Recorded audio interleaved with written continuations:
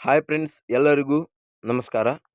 ಇವತ್ತು ನಾವು ರಾಜ್ಯ ಸರ್ಕಾರ ಅನುಮತಿ ಮಾಡಿದ ಅಂದರೆ ಈ ಹುದ್ದೆಗಳ ವಿವರವನ್ನು ನೋಡೋಣ. ಅಂದರೆ ಯಾವ ಹುದ್ದೆ ಇದು?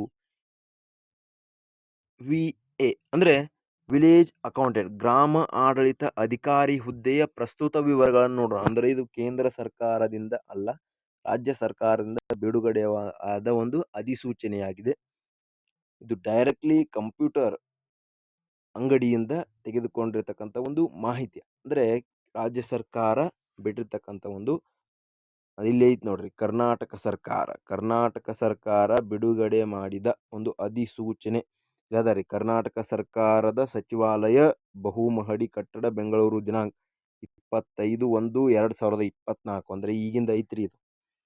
ಸೊ ಯಾರಿಂದ ಬಿಡುಗಡೆ ಆಗೈತೆ? ಸರ್ಕಾರ ಪ್ರಧಾನ ಕಾರ್ಯದರ್ಶಿ, ಕಂದಾಯ ಇಲಾಖೆ, ಬೆಂಗಳೂರು. ಇವರಿಗೆ ಯಾರಿಗೆ? ಎಲ್ಲಾ ಜಿಲ್ಲೆಯಲ್ಲಿ ಇರ್ತಕ್ಕಂಥ ಜಿಲ್ಲಾಧಿಕಾರಿಗಳಿಗೆ ಇದು ಬಿಡುಗಡೆಯಾಗಿದೆ. ಅಂದ್ರೆ IAS ಅಧಿಕಾರಿಗಳಿಗೆ.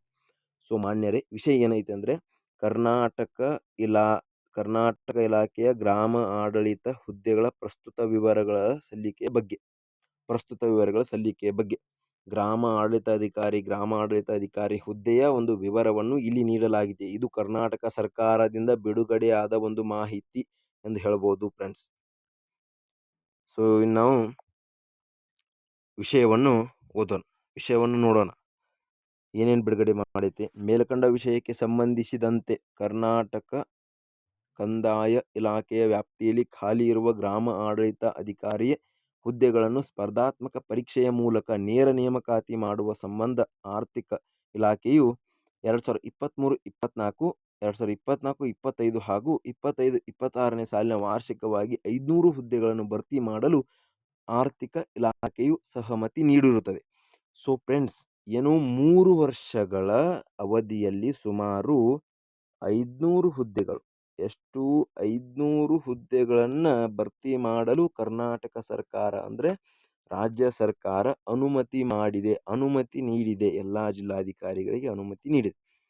ಇನ್ನು ನಾವು ನೋಡ್ತಕ್ಕಂಥದ್ದು ಎಲ್ಲ ಜಿಲ್ಲೆಗಳಲ್ಲಿ ಮಂಜೂರಾದ ಹುದ್ದೆಗಳು, ಪ್ರಸ್ತುತ ಕರ್ತವ್ಯ ನಿರ್ವಹಿಸುತ್ತಿರುವ ಹುದ್ದೆಗಳು ಹಾಗೂ ಖಾಲಿ ಹುದ್ದೆಗಳಿಗೆ ಅನುಗುಣವಾಗಿ ಪ್ರಸಕ್ತ ಖಾಲಿ ಇರುವ 1820 ಹುದ್ದೆಗಳ ಪೈಕಿ 1000 ಹುದ್ದೆಗಳನ್ನು ನೇಮಕಾತಿಯಡಿ ಭರ್ತಿ ಮಾಡಿಕೊಳ್ಳಲು ಉದ್ದೇಶಿಸಲಾಗುತ್ತದೆ. ಸೊ ಫ್ರೆಂಡ್ಸ್, ಇಲ್ಲಿ 1000 ಹುದ್ದೆಗಳನ್ನು 1000 ಗ್ರಾಮ ಲೆಕ್ಕಾಧಿಕಾರಿಗಳು ಬೇಕಾಗಿದ್ದಾರೆ ಕರ್ನಾಟಕ ಸರ್ಕಾರದಲ್ಲಿ. ಇಲ್ಲಿ ಅದನ್ನು ತಿಳಿಸಲಾಗಿದೆ. ಇನ್ನು ಕಂದಾಯ ಇಲಾಖೆಯಲ್ಲಿ ಮಂಜೂರಾದ ಹುದ್ದೆಗಳು, ಪ್ರಸ್ತುತ ಕರ್ತವ್ಯ ನಿರ್ವಹಿಸುತ್ತಿರುವ ಹುದ್ದೆಗಳು ಹಾಗೂ ಖಾಲಿ ಹುದ್ದೆಯ ಸಂಖ್ಯೆಗಳ ನೇರ ನೇಮಕಾತಿ ಹಾಗೂ ಮುಂಬಡ್ತಿ ಹುದ್ದೆಗಳನ್ನು ಒಳಗೊಂಡಂತೆ ಆಯಾ ಜಿಲ್ಲೆಗಳಿಗೆ ಸಂಬಂಧಿಸಿದಂತೆ ಇದರೊಂದಿಗೆ ಲಗತ್ತಿಸಲಾದ ಅನುಬಂಧ 1ರ ಕಲಂ 6ರಲ್ಲಿ ನೀಡಿರುವಂತೆ ಹುದ್ದೆಗಳನ್ನು ಭರ್ತಿ ಮಾಡಲು ಕ್ರಮಿಸಲಾಗುತ್ತದೆ. ಅಂದರೆ ಅಲ್ಲಿ ಇರ್ತಕ್ಕಂಥ ಖಾಲಿ ಹುದ್ದೆಗಳು, ಭರ್ತಿ ಮಾಡ್ಲಕ್ಕಂತಹ ಹುದ್ದೆಗಳು, ಅಂದರೆ ಅವ್ರಿಗೆ ಪ್ರಮೋಷನ್ ಕೊಡ್ತಕ್ಕಂಥ ಹುದ್ದೆಗಳು ಸುಮಾರು 100 ಹುದ್ದೆಗಳನ್ನು ಇಲ್ಲಿ ಆಯ್ಕೆ ಅಂದ್ರೆ 100 ಗ್ರಾಮ ಲೆಕ್ಕಾಧಿಕಾರಿಗಳಲ್ಲಿ ಅವಶ್ಯಕತೆ ಇದ್ದಾರೆ. ಸೊ ನಾವು ಮುಂದಿನ ನೋಡೋಣ. ಈ ಹಿನ್ನೆಲೆಯಲ್ಲಿ ಇದರೊಂದಿಗೆ ಲಗತ್ತಿಸಿದ ಅನುಬಂಧ 2ರಲ್ಲಿನ ಆಡಳಿತ ಸುಧಾರಣೆಯ ಆದೇಶ ಸಂಖ್ಯೆ CASU-1 ಸಹಿಮೆ 200/2022 ದಿನಾಂಕ 28/12/2022 ಹಾಗೂ ಆದೇಶ ಸಂಖ್ಯೆ CAISU-2 ಸಹಿಮೆ 2023 ದಿನಾಂಕ 8/3/2023ರಲ್ಲಿ ಪ್ರಸ್ತಾಪಿಸಿರುವಂತೆ ನಿಯಮಾನುಸಾರ ಎಲ್ಲ ವರ್ಗಗಳಿಗೂ ಅನ್ವಯವಾಗುವಂತೆ 8/3/2023ರಲ್ಲಿ ಪ್ರಸ್ತಾಪಿಸಲಾಗುವಂತೆ ನಿಯಮಾನುಸಾರ ಎಲ್ಲ ವರ್ಗಗಳಿಗೂ ಅನ್ವಯವಾಗುವಂತೆ ಸಾಮಾನ್ಯ ವರ್ಗ, ಪ್ರಜಾತಿ, ಪ್ರಪಂ ಇತ್ಯಾದಿ ಮೊದಲನೇ ಬಿಂದುವಿನಿಂದ ಸ್ಥಳೀಯ ಮೂಲ ವೃದ್ಧ ಕಲ್ಯಾಣ ಕರ್ನಾಟಕ ವೃಂದದ ಹುದ್ದೆಗಳಿಗೆ ಪ್ರತ್ಯೇಕವಾಗಿ ನೇರ ಮೀಸಲಾತಿ, ವರ್ಟಿಕಲ್ ರಿಸರ್ವೇಶನ್ ಹಾಗೂ ಸಮತಳ ಮೀಸಲಾತಿಯನ್ನು ನೇರ ನೇಮಕಾತಿ ಹುದ್ದೆಗಳಿಗೆ ತಖ್ತೆಯನ್ನು ಕೂಡಲೇ ಸಲ್ಲಿಸುವಂತೆ ತಮ್ಮನ್ನು ಕೋರಲು ನಿರ್ದೇಶಿಸಲಾಗಿದ್ದೇನೆ. ಅಂದ್ರೆ ಯಾರ್ರೀ? ಇಲ್ಲಿ ಕರ್ನಾಟಕ ಸರ್ಕಾರದ ಸಚಿವಾಲಯ ಅವರು ಅಂದರೆ ಕರ್ನಾಟಕ ಸರ್ಕಾರದ ಪ್ರಧಾನ ಕಾರ್ಯದರ್ಶಿ ಕಂದಾಯ ಇಲಾಖೆ ಬೆಂಗಳೂರಿನಿಂದ ಜಿಲ್ಲಾಧಿಕಾರಿಗಳಿಗೆ ಈ ಮೂಲಕ ಹುದ್ದೆಗಳ ಮಾಹಿತಿಯನ್ನು ತಿಳಿಸಿದ್ದಾರೆ. ಇಲ್ಲಿ ನೋಡ್ರಿ, ಇಲ್ಲಿ ಕಲಾವತಿ ಎಸ್.ಎನ್. ಸರ್ಕಾರದ ಉಪ ಕಾರ್ಯದರ್ಶಿ ಕಂದಾಯ ಇಲಾಖೆ ಬೆಂಗಳೂರು ಸಮನ್ವಯ ಶಾಖೆ, ಇಲ್ಲಿ ಇವರು ಈ ಮಾಹಿತಿಯನ್ನು ತಿಳಿಸಿದ್ದಾರೆ. ಅಂದರೆ ಇದು ಇಲ್ಲಿ ಹುದ್ದೆಗಳ ವಿವರ ಆಯಿತು. ಸೊ ಫ್ರೆಂಡ್ಸ್, ನಾವು ಯಾವ ಯಾವ ಜಿಲ್ಲೆಗಳಿಗೆ ಎಷ್ಟು ಹುದ್ದೆಗಳನ್ನು ಮೀಸಲಾತಿ ಕೊಟ್ಟಿದ್ದಾರೆ, ಅಂದರೆ ಬಡ್ತಿ ಮಾಡ್ತಕ್ಕಂಥ ಹುದ್ದೆಗಳೆಷ್ಟು, ಈಗ ಖಾಲಿ ಇರುವ ಹುದ್ದೆಗಳೆಷ್ಟು, ಪ್ರಮೋಷನ್ ಆಗ್ತಕ್ಕಂಥ ಹುದ್ದೆಗಳೆಷ್ಟು, ಎಲ್ಲ ವಿವರವನ್ನು ನಾವು ಇಲ್ಲಿ ಸವಿಸ್ತಾರವಾಗಿ ನೋಡೋಣ. ಇಲ್ಲಿ ಅನುಬಂಧ 1ರಲ್ಲಿ ಗ್ರಾಮ ಆಡಳಿತ ಅಧಿಕಾರಿಗಳ ವಿವರ ಐತ್ರಿ. ಕ್ರಮ ಸಂಖ್ಯೆ, ಜಿಲ್ಲೆ, ಮಂಜೂರಾದ ಹುದ್ದೆಗಳ ಸಂಖ್ಯೆ, ಭರ್ತಿಯಾದ ಹುದ್ದೆಗಳ ಸಂಖ್ಯೆ, ಖಾಲಿ ಹುದ್ದೆಗಳ ಸಂಖ್ಯೆ. ಆರ್ಥಿಕ ಇಲಾಖೆಯು ನೇರ ನೇಮಕಾತಿ ಮೂಲಕ ಭರ್ತಿ ಮಾಡಲು ಸಹಮತಿಸಿದ 1000 ಹುದ್ದೆಗಳನ್ನು ಅನುಗುಣವಾಗಿ ಪ್ರಮೋಷನೇಟ್ ಜಿಲ್ಲಾವಾರು ನಿಗದಿಪಡಿಸಲಾಗಿರುವ ಹುದ್ದೆಗಳು. ಸೊ ಫ್ರೆಂಡ್ಸ್, ನಮಗೆ ಇಲ್ಲಿ ಮೇನ್ ಇಂಪಾರ್ಟೆಂಟ್ ಯಾವ್ದು, ಖಾಲಿ ಹುದ್ದೆಗಳು ಎಷ್ಟಿದಾವು, ಅವರು ಪ್ರಮೋಷನ್ ಆಯ್ತು ಅದಾತು ಇದು ಅವ್ರು ಏನಕ್ಕೆ ಮಾಡ್ಕೋಬೇಕ್ರಿ, ನಮಗೆ ಖಾಲಿ ಹುದ್ದೆಗಳು ಎಷ್ಟಿದಾವು, ನಾವು ಯಾವ ಹುದ್ದೆಗಳು ಆಯ್ಕೆ ಮಾಡ್ಕೋಬೇಕು, ಇದು ನಮ್ಗೆ ಗೊತ್ತಿದೆ. ಅದಕ್ಕಾಗಿ ನಾವು ಬೆಂಗಳೂರು ನಗರದಲ್ಲಿ ಖಾಲಿ ಹುದ್ದೆಗಳ ಸಂಖ್ಯೆ ಇಲ್ಲೈತೆ ನೋಡ್ರಿ. ಖಾಲಿ ಹುದ್ದೆಗಳ ಸಂಖ್ಯೆ ಬೆಂಗಳೂರು ನಗರ, ಬೆಂಗಳೂರು ನಗರದಾಗ 56 ಖಾಲಿ ಹುದ್ದೆಗಳು ಅದಾವ. 56 ಬೆಂಗಳೂರು ನಗರದಾಗ ಯಾರದಿರಿ, ಅವ್ರಿಗೆ 56 ಹುದ್ದೆಗಳು ಅಲ್ಲಿ ಖಾಲಿ ಇರ್ತಾವ. ಇನ್ನು ಬೆಂಗಳೂರು ಗ್ರಾಮಾಂತರದಾಗ ಯಾರದರಿ, ಅವ್ರಿಗೆ 61 ಹುದ್ದೆಗಳ ಖಾಲಿ ಅದಾವು. ಚಿತ್ರದುರ್ಗ ಒಳಗೆ ಯಾರದರಿ, 57 ಹುದ್ದೆಗಳದಾವು. ಆಮೇಲೆ ದಾವಣಗೆರೆ ಒಳಗೆ ಅವ್ರಿಗೆ 1 ಹುದ್ದೆಗಳು ಇಲ್ಲ ಅಲ್ಲಿ, ಯಾಕಂದ್ರೆ ಅಲ್ಲಿ ಈಗಾಗಲೇ ಭಾಳ ಮಂದಿ ಅದಾರ ಹುದ್ದೆ ಒಳಗೆ. ಆಮೇಲೆ ಕೋಲಾರದಲ್ಲಿ 79 ಹುದ್ದೆಗಳದಾವ. ತುಮಕೂರದಲ್ಲಿ 330 ಹುದ್ದೆಗಳು. ತುಮಕೂರದಾಗ ಯಾರದರಿ, ಅವ್ರಿಗೆ ಚಾನ್ಸ್ ಐತಿ ನೋಡ್ರಿ, 130 ಹುದ್ದೆ ಒಳಗೆ ನೀವು ಒಬ್ರು ಇರಬೇಕ್ರಿ ತುಮಕೂರು ಒಳಗೆ. ಆಮೇಲೆ ರಾಮನಗರ ಒಳಗೆ 93 ಅದಾವ್ರಿ. ಚಿಕ್ಕಬಳ್ಳಾಪುರ ಒಳಗೆ 75 ಅದಾವ. ಶಿವಮೊಗ್ಗ ಒಳಗೆ 55, ಮೈಸೂರು ಒಳಗೆ 112 ಅವ್ರಿಗೆ ಲಾಟ್ ಐತಿ ನೋಡ್ರಿ. ಚಾಮರಾಜನಗರದಾಗ 99, ಮಂಡ್ಯ ಒಳಗೆ 108. ಸೊ 108 ಮಂಡ್ಯ ಒಳಗೆ ಅದಾವ. ಆಮೇಲೆ ನಾವು ನೋಡ್ತಕ್ಕಂಥದ್ದು ಹಾಸನ ಒಳಗೆ 96 ಅದಾವ. ಚಿಕ್ಕಮಗಳೂರು ಒಳಗೆ 41, ಕೊಡಗು ಒಳಗೆ 10, ಉಡುಪಿ ಒಳಗೆ 90, ದಕ್ಷಿಣ ಕನ್ನಡ ಒಳಗೆ 90, ಆಮೇಲೆ ಬೆಳಗಾವಿ ಒಳಗೆ 113, ವಿಜಯಪುರ ಒಳಗೆ 12, ಬಾಗಲಕೋಟೆ ಒಳಗೆ 46, ಧಾರವಾಡದಾಗ 30. ಸೊ ಬೆಳಗಾವಿ ನೋಡ್ರಿ, ಬೆಳಗಾವಿ ನಮ್ಮ ಹುಲಿಗಳು 113 ಹುದ್ದೆಗಳು ಅದಾವ ನೋಡ್ರಿ. ನೀವು ಅದ್ರಾಗ ಒಬ್ರು ಇರಬೇಕು. ಬೆಳಗಾವಿ ಅದ್ರಾಗ 113 ಹುದ್ದೆಗಳು ಅದಾವ ನೋಡ್ರಿ. ಇಲ್ಲಿ ರೈಟ್ ಮಾರ್ಕ್ ಹಾಕಿ ಇದು ನೋಡ್ರಿ, 113 ಬೆಳಗಾವಿ. ಆಯ್ತಾ ಫ್ರೆಂಡ್ಸ್. ಆಮೇಲೆ ವಿಜಯಪುರ ನೋಡ್ರಿ 12, ಬಾಗಲಕೋಟೆ 46, ಧಾರವಾಡ 30, ಗದಗ 54, ಹಾವೇರಿ 59, ಉತ್ತರ ಕನ್ನಡ 15, ಕಲಬುರಗಿ 120. ಕಲಬುರಗಿ ಅವ್ರು ನೋಡ್ರಿಪ್ಪ 120 ಹುದ್ದೆಗಳು ಅದಾವ ನೋಡ್ರಿ. ಬೆಳಗಾವಿ ಅವ್ರಕ್ಕಿಂತ ಹೆಚ್ಚದಾವ ನೋಡ್ರಿ, ಓದ್ರಿ. ಉತ್ತರ ಕನ್ನಡ 15, ಕಲಬುರಗಿ 120, ರಾಯಚೂರು 14, ಕೊಪ್ಪಳ 34, ಬಳ್ಳಾರಿ 34, ಬೀದರ್ 44, ಯಾದಗಿರಿ 18, ವಿಜಯನಗರ 24. ಸೊ ಟೋಟಲ್ ನಾ ಮೊದಲ ಹೇಳಿದ್ದೆ ನಾನು 1820 ಹುದ್ದೆಗಳ ಆಯ್ಕೆ ಇಲ್ಲಿ ಅದಾವ. ಅಂದರೆ ಟೋಟಲ್ 31 ಜಿಲ್ಲೆಗಳಲ್ಲಿ ಟೋಟಲ್ ಎಷ್ಟು ಹುದ್ದೆಗಳು ಕೊಟ್ಟಾರ, 1820 ಹುದ್ದೆಗಳನ್ನು ಕೊಟ್ಟಾರ, ಖಾಲಿ ಇರೋ ಹುದ್ದೆಗಳು. ಇಷ್ಟ್ರಾಗ ನೀವು ಒಬ್ರು ಇರಬೇಕು, ಅದರಲ್ಲಿ ಭರ್ತಿ ಆಗಬೇಕು, ಆ ಥರ ನೀವು ಓದಬೇಕು. ಸೊ ಬೆಳಗಾವಿಯವರು ವಿಶೇಷವಾಗಿ ಬೆಳಗಾವಿಯವ್ರು ನೋಡ್ಬೇಕು. ಎಲ್ಲಿ ಬೆಳಗಾವಿ ಕೆಲ್ಲೈತಿ ನೋಡ್ರಿ, ಅವ್ರಿಗೆ ಗೊತ್ತಾಗೈತಿ ಸೆಂಟ್ರದವ್ರಿಗೆ.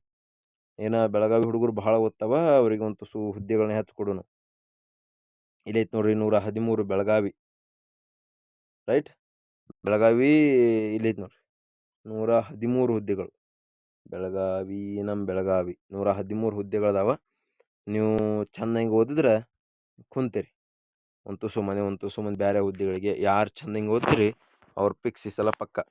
ಇನ್ನು ನಾವು ಇದರಲ್ಲಿ ಏನೇನು ಪ್ರಶ್ನೆಗಳದಾವ, ಆ ಪ್ರಶ್ನೆಗಳಿಗೆ ಯಾವ ರೀತಿ ಉತ್ತರ ಐತಿ, ಅಂದರೆ ನೇಮಕಾತಿ ಹೆಂಗೆ ಆಗ್ತದೆ, ನೇಮಕಾತಿಗೆ ಇರ್ತಕ್ಕಂಥ ಸಿಲೆಬಸ್ ಏನು, ಎಷ್ಟು ವಯೋಮಿತಿ ಏನು, ಅದರ ಪ್ರವೇಶ ಶುಲ್ಕ ಎಷ್ಟು, ಆಮೇಲೆ ಅರ್ಜಿ ಹಾಕುವುದು ಹೆಂಗೆ, ಆಮೇಲೆ ರಾಜ್ಯ ಸರ್ಕಾರ ಮತ್ತು ಕಾರ್ಯದರ್ಶಿ ಜಿಲ್ಲಾಧಿಕಾರಿಗಳ ನಡುವೆ ಇರ್ತಕ್ಕಂಥ ಗೊಂದಲಗಳೇನು, ಎಲ್ಲ ಸವಿಸ್ತಾರ ಮಾಹಿತಿಯನ್ನು ಇಲ್ಲಿ ನೀಡಿದ್ದಾರೆ. ಯಾರಂದರೆ ಮಾನ್ಯ ಸದಸ್ಯರು ಶ್ರೀ ಶಶೀಲ್ ಜಿ ನವೋಶಿ, ಶಿಕ್ಷಕರ ಕ್ಷೇತ್ರ. ಆಮೇಲೆ ಉತ್ತರಿಸುವವರು ಅಂದರೆ ಪ್ರಶ್ನೆ ಕೇಳಿದವರು ಯಾರಂತಂದರೆ ಈ ಶಿಕ್ಷಕರು ಅಂತ, ಶಶೀಲ್ ಜಿ ನವೋಶಿ. ಆಮೇಲೆ ಉತ್ತರ ನೀಡುವವರು ಯಾರಂದರೆ ಮಾನ್ಯ ಕಂದಾಯ ಸಚಿವರು ಉತ್ತರ ನೀಡ್ತಾರೆ.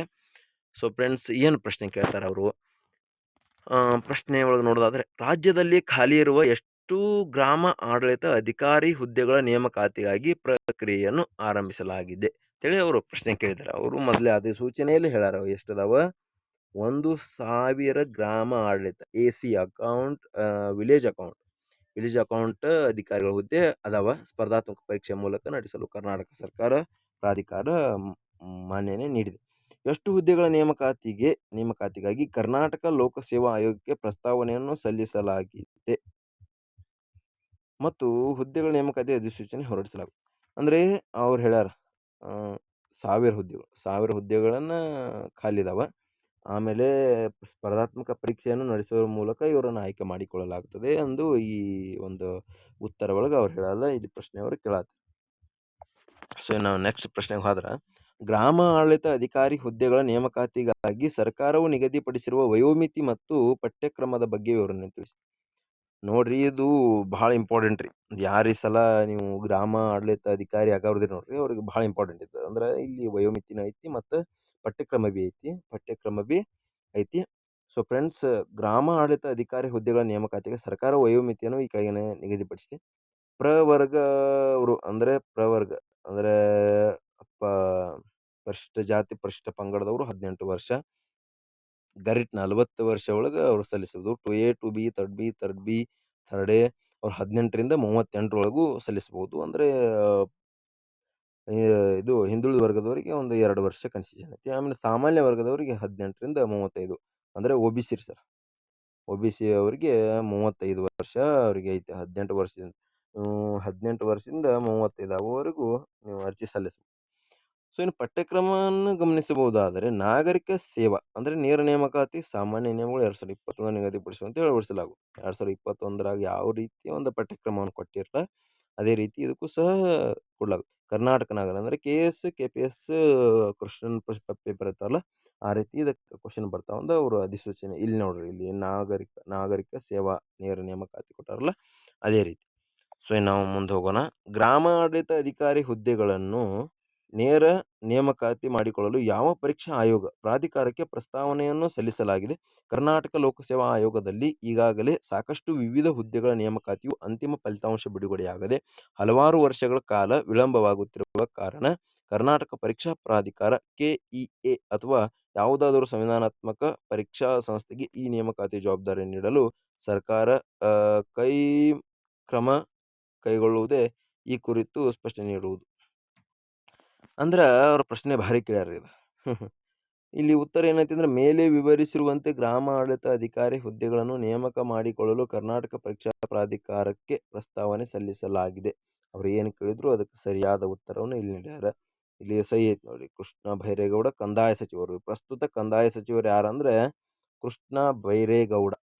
So friends, thank you. Video ಇಷ್ಟವಾದರೆ ಲೈಕ್ ಮಾಡಿ, ಶೇರ್ ಮಾಡಿ, ಸಬ್ಸ್ಕ್ರೈಬ್ ಮಾಡಿ. ಈ ರೀತಿ ವಿಡಿಯೋಗಾಗಿ ಎಲ್ಲಾ ಹುದ್ದೆಗಳ ಒಂದು ವಿವರಣಾತ್ಮಕ ಮಾಹಿತಿಗಾಗಿ ನನ್ನ ಯೂಟ್ಯೂಬ್ ಚಾನಲನ್ನು ಸಬ್ಸ್ಕ್ರೈಬ್ ಮಾಡ್ಕೊಳ್ಳಿ.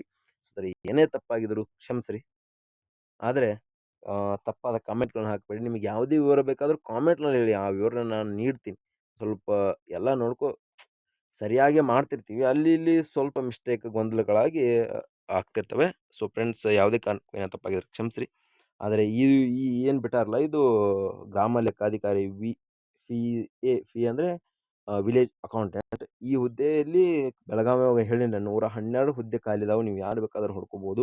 ನೀವು ಚಂದಂಗೆ ಓದಿದ್ರಿಪ್ಪ ಅಂತಂದ್ರೆ ಏನ್ರಿ, 18 ವರ್ಷದಿಂದ ಸಾಮಾನ್ಯ ವರ್ಗದವ್ರಿಗೆ 35 ವರ್ಷ ತನಕ ಕನ್ಸೆಷನ್ ಐತಿ. ನೀವು ಆರಾಮಾಗಿ ಓದಿ ಈ ಹುದ್ದೆಯನ್ನ ಪಡ್ಕೊಳ್ಬಹುದು. ಸೊ ಚಂದಂಗೆ ಓದಿರಿ ಅಂತ ಹೇಳ್ತಾ ಈ ಒಂದು ವಿಡಿಯೋವನ್ನ ಮುಕ್ತಾಯಗೊಳಿಸ್ತೀನಿ. Thank you.